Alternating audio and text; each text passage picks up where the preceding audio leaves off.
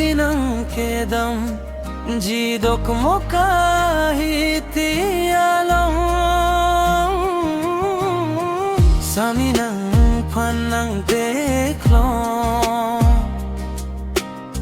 lebang ang kam jin lanang chusan nang pajak birthare atundo ansami ng pansi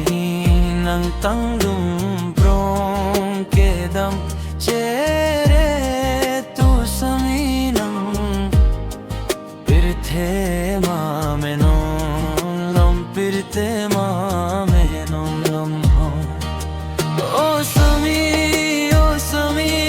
ko natsinang kenang jidok mo kahit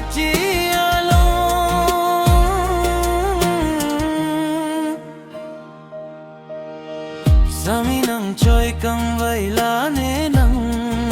ketang neseng ve kang sam ng kenang hai erset pen ng jay pan ng phere ng ne pan man ji ne ng sang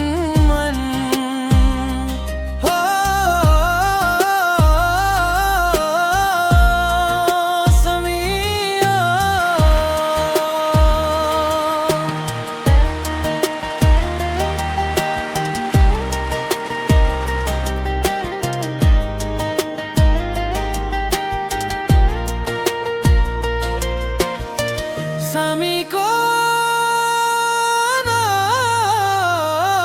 na't ng kevang hola nang arun menang tundu nang jima samila nang pan nang pere nang terak nang melone na pan pejo pen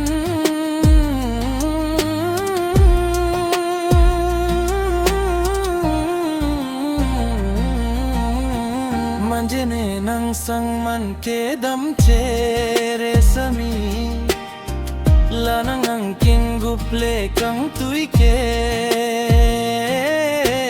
vola nang bham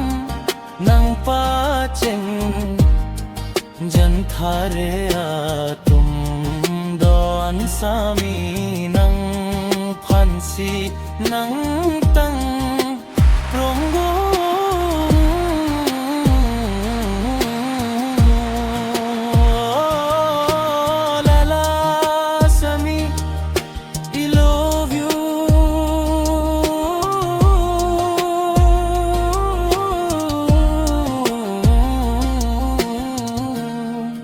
nang hello ne kang ho